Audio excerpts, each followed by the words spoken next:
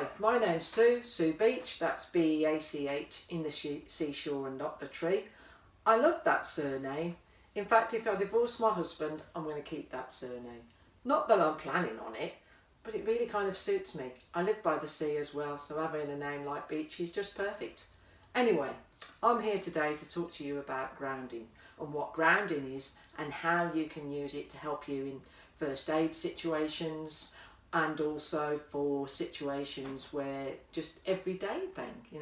When I mean about first aid situations, I mean like something has happened and you want to have a quick exercise that you can do straight away to help you diffuse this situation or be a bit calmer. Okay, so thing is with these grounding exercises, if you kind of do them every day, it builds that up in you so that when you get into a situation where you didn't know was coming or something should happen that throws you off, it might be something major that sort of knocks you off your feet or pulls the rug from underneath you or just makes you feel like, oh, whoosh, or it could just be a small incident, maybe somebody called you a name or somebody's getting a bit angry with you, and rather than react to that person, you want to respond to that person. So grounding can be used in those situations. You can find everyday ways of doing grounding. Things like just standing like this, put your feet apart a little way and just feel how your feet feel on the ground. You might be sitting down, so just feel where your bottom is on the seat.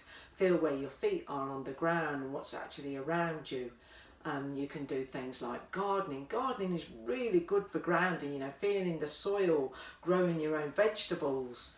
There's stuff like drumming. Drumming's awesome for grounding. Also dancing. Dancing is a good tip for grounding. You can do things like walking out in nature. Noticing perhaps how you might be walking, how that feels on your feet. Walking in bare feet. Walking in bare feet is awesome for grounding. Just sort of standing on one foot and moving to the other to see how that feels on different feet, and then standing on both of your feet. Rocking a little bit, making yourself feel like you're moving and then just stopping still and then just feeling where that is actually on the ground. So there's lots of ways that you can bring grounding into your everyday life, but if you do some kind of grounding exercise, whether it's the whole exercise that I'm going to teach you now, it doesn't really matter. You can take bits of the exercise that I give you, or you can just stand there very quietly on the ground, really still, just for a few seconds perhaps before you start your day. So something like this. Okay, even just something like that, but making sure that you feel your feet on that floor, or just take a few things of the exercise that I'm about to show you. Okay, so we'll start with our exercise now. So first of all, I'd just like you to stand there with your feet a little way apart, hip distance. Just feel that ground. Do that rocking thing that I just said, so you can kind of feel how your whole foot feels on the ground, the front of your foot, the heel. Okay, now just drop your shoulders. Right, lovely. Bend your knees a little bit. Straighten that spine. Really important to keep that spine nice and straight. Pull the chin in a wee bit. We're often sticking our chins out there like we're just about to burst into a fight with somebody. So pull your chin in a little bit. Relax those shoulders. Let those arms go. Bend those knees. Straighten that spine. Feel those feet on the ground. How do they feel? Where are they? Cold? Are they warm? What can you feel? Preferably in bare feet, but if you do it with your socks on, that's fine. Or even if you really can't, do it with your shoes on. But ultimately, bare feet. Okay, now we've got a nice feel for that ground. Lovely. Now we might just close our eyes. If you really don't want to close your eyes, you can keep them open, or you might want to see what I'm doing. But if you can, actually close your eyes, because it is kind of quite nice to do it with your eyes closed. Now, I'd like you to sort of imagine that there's a red line going from the top of your head, and it's going down the back of your head, down the back of your neck there, all the way down to your spine, till it gets to the bottom of your spine. Now, with your spinal cord going down there, when it gets down to the very end bit, it sort of branches off into lots of different branches, a bit like a horse's tail. I think it's actually called the Chordinae equinae. Anyway, what I'd like you to imagine now is there's like 4 branches coming off down each leg. So 4 branches down the left leg and 4 branches of this red light going down the right leg. It's just going down all the backs of your leg there, in between your knees there. You can feel it going down past your calves.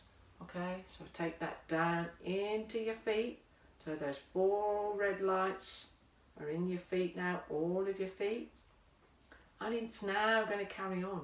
So those 4 red strands are going past your feet into the carpet or the wood or concrete or grass or whatever you're standing on. Through there, and I'm going to get you to try and imagine going right down into the earth itself, right down to the core of the earth, like tree roots going down, down, down, down. Cool. Let's go a tiny bit further. Lovely. Now hold that just for a few seconds. Now I'd like you to imagine that those 4 red lights are coming back into your feet, up the front of your legs this time. So up the knees, the thighs, and into your pelvic area. So it's just got into your pelvis area there. And I want you to have the sensation that all 4 of those things have come now into one red light, one big red light in your pelvic area. And just imagining that that's stopping and anchoring there now. Awesome, great. So we'll just stand there for that sensation just for a little while, just feel that. Cool. Now I'd like you to put your hands on top of your head, just on your crown there. Okay, now I'd like you to just put your fingers together there and then just open your fingers on the crown area. Now I'd like you to imagine that someone is pouring in some light, liquid, gas, whatever you would prefer, sand, salt, you know, like an egg timer or something, and that's pouring in through that where you've got your fingers there. Now you can either remove your hand now or keep them there, but imagine that whatever it is pouring in and it's going down all the way down your head, all the way down your neck, all the way along your shoulders, all the way down your arms, into your hands. Lovely. Now it's going all the way down your torso, so all sides, back, front, filling everywhere, into your pelvic area, into your thighs, back, front, into your knees, into your calves, all the way down into your feet. This time it's not going to go any further. It's just going to stay in your feet there. And then you're going to imagine again that some more is pouring in. And it's just pouring all the way through your body. Down your head, down your neck, down your shoulders, down your arms, down your hands, down your torso, through the pelvis, through your thighs, through your calves, down into your feet. And I'd like you to take just a couple of breaths now. So I'd like you to take like a big breath in, so you can feel like all of you, through your nose or your mouth, it doesn't matter. So the whole of your chest is filling up and the whole of your stomach is filling up. And when you've taken that breath in, when you let it out, don't force it out. Just let it very gently come out, like you've sighed, like like that. So we'll just do another one. So big breath in, so it's filling your chest, filling your stomach. And then when the breath out comes, it's just like a letting go of the breath. So like a sigh even. Make a noise if you want. Let it all out. One more. Breath in. Filling everything up.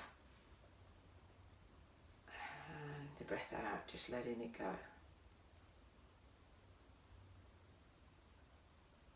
Okay, if you close your eyes, time to open your eyes. I'd like you to feel those feet on the ground now. I'd like you to just sway just a little bit. Move your hands, shrug those shoulders. Now, any part of that exercise is really good for grounding. Even that breathing part, if you just do that bit, or if you just feel your feet on the ground, if you just imagine that you're standing there, that this is your ground, this is your safe place, and no one can move you from this. then maybe when something happens and someone's coming at you and you want to respond rather than react, you can just say to yourself, I am grounded. By doing the exercises, that will make your body already do those things. It'll make all that adrenaline, that cortisol, that nervous system just slow down anyway and just help you hold your space. It's also good maybe if you want to hold some space for somebody else. If somebody else is explaining something quite difficult to you, if they're having some troubles and they're telling you something and you just really want to listen to that person, grounding is really good for that as well. Anyway, I hope this is really useful to you, and I'll catch you next time. Bye. How long was that?